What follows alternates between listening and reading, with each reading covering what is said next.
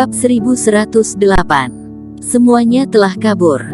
Di hadapan mereka, para narapidana hanyalah semut, dan mereka bisa membunuhnya kapan saja.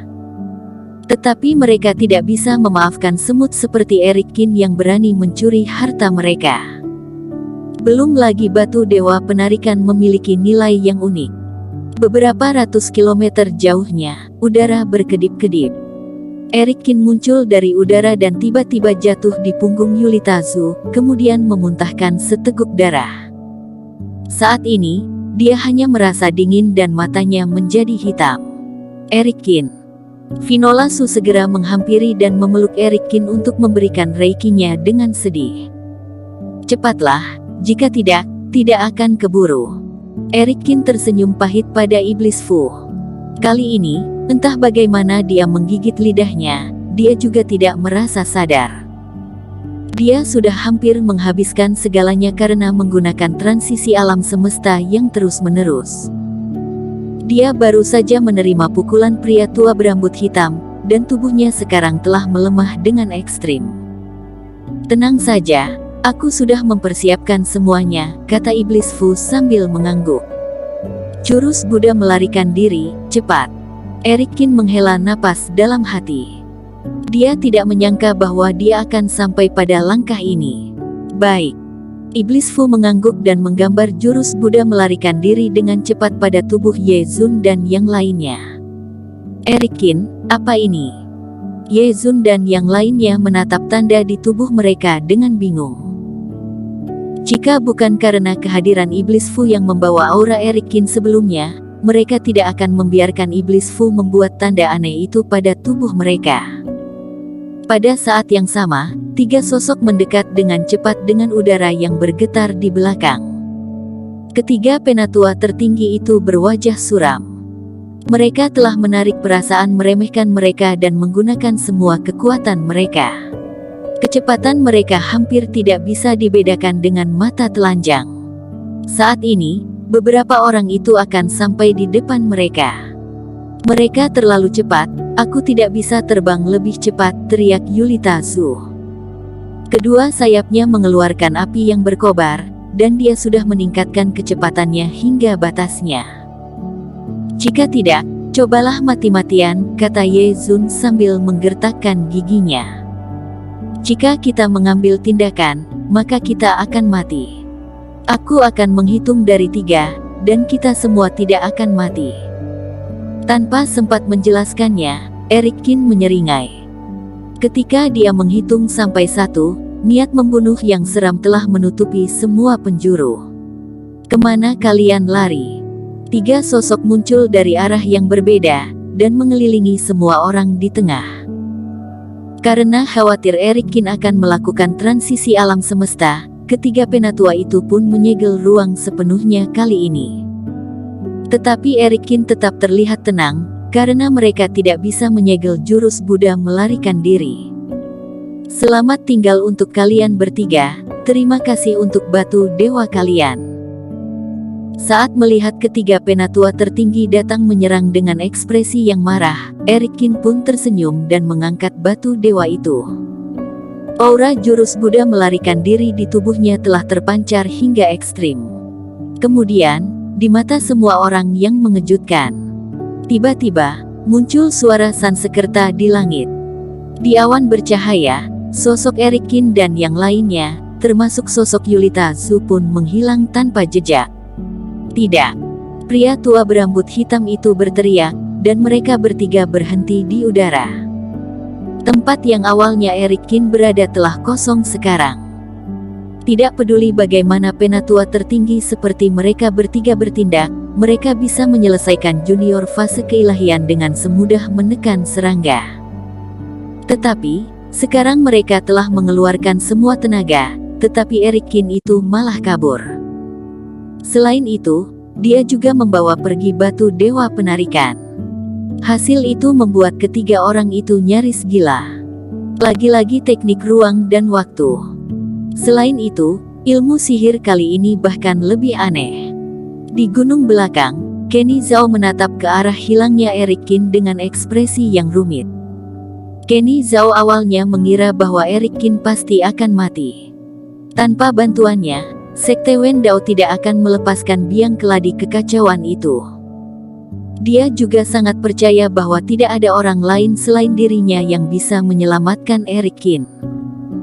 Itu sebabnya dia mengatakan kata-kata bahwa jenius mudah jatuh pada Eric Qin sebelumnya. Meskipun dia sangat optimis tentang Eric Qin, tetapi dia tidak menyangka bahwa dia pada akhirnya telah meremehkan Eric Qin. Tanpa bantuan dari dirinya sendiri, Eric Qin juga tetap meninggalkan Sekte Wen Dao, dan bahkan mengambil batu dewa penarikan Sekte Wen Dao yang sangat berharga. Itu membuat Kenny Zhao merasa sedikit malu, seolah-olah ada tangan tak terlihat yang menamparkan wajahnya. Waktunya untuk pergi. Sambil menghela napas panjang, Kenny Zhao mencengkeram Hudson Chang yang pingsan dan sekarat. Dia harus membawa satu orang dengan menggunakan ilmu sihirnya, jadi dia pun sembarangan membawa satu orang. Apakah bocah ini bisa hidup atau tidak, itu tergantung pada nasibmu. Mata Kenny Zhao tertuju pada pria berwajah pucat satunya lagi, lalu dia meraihnya dengan satu tangannya. Wong. Tepat pada saat ini, sebuah cahaya tiba-tiba bersinar di depan penjara gunung belakang. Cahaya itu seterang bintang, kemudian menerobos reruntuhan dalam sekejap mata, dan langsung menembak ke langit. Bahkan formasi pelindung Sekte Wen Dao juga tidak bisa menahan dampak cahaya bintang itu. Dalam sekejap mata, cahaya itu menghilang di udara. Kenny Zhao memang layak menjadi orang pertama di dunia tersembunyi. Dia menggunakan teknik pemurnian tubuh yang magis dan meninggalkan tempat itu. Kenny Zhao itu juga sudah pergi, sialan. Tiga penatua tertinggi itu merasakan api berkobar di hati mereka ketika melihat cahaya itu. Kali ini, mereka telah menghabiskan kekuatan batu dewa penarikan, membayar ribuan batu roh, dan kehilangan banyak nyawa murid Sekte Wen Dao. Kenny Zhao telah kabur, dan Eric Qin yang menjadi biang keladinya juga telah melarikan diri. Yang lebih menyebalkan adalah batu dewa penarikan juga diambil oleh Eric Qin. Dari awal hingga akhir, mereka tidak tahu siapa Eric Qin, dan bagaimana menemukan kembali batu dewa penarikan itu. Bunuh. Bunuh semua orang di tempat ini. Tiga penatua tertinggi itu berteriak dan melemparkan semua kesalahan pada orang-orang di bawah mereka.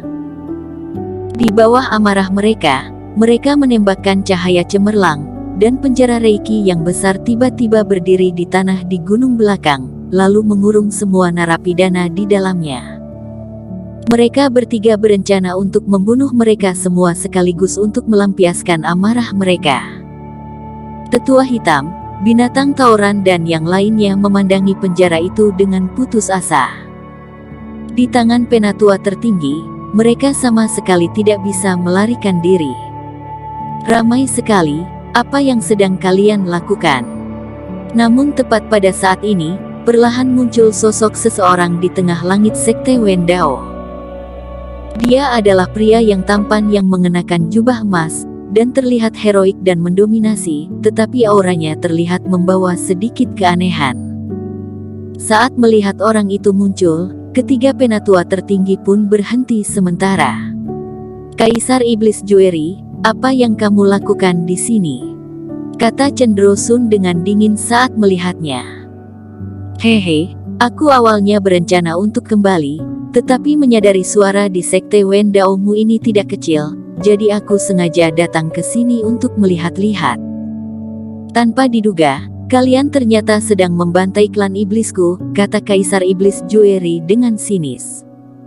Tetapi pada saat yang sama, dia mendesah dalam hatinya. Eric Qin benar. Kali ini, dia telah menyelamatkan sejumlah besar klan iblis, dan itu setara berhutang budi padanya. Omong kosong apa yang kamu bicarakan? Ini semua adalah narapidana Sekte Wen Dao-ku, di mana ada manusia klan iblis. Balas Cendro Sun dengan kaget. Benarkah? Tetapi aku sangat penasaran tentang kejahatan apa yang dilakukan klan iblis. Kaisar Iblis Jueri tersenyum dengan sinis. Dia mengulurkan tangannya dan meraih tetua hitam. Aku telah melihat Kaisar Iblis, kata tetua hitam mengangguk dengan cepat. Katakan padaku, kejahatan apa yang telah kamu lakukan, kata Kaisar Iblis Jueri. Yang mulia, aku sama sekali tidak melakukan kesalahan. Sekte Wen Dao lah yang menginginkan ilmu menelan langitku, dan menangkapku dengan paksa, lalu memenjarakanku selama 20 tahun, kata tetua hitam sambil menggertakkan giginya dan menunjuk Cendro Sun. Bersambung. Terima kasih telah menonton video ini sampai akhir. Jangan lupa subscribe dan nantikan kisah episode selanjutnya hanya di Novel Story. Salam.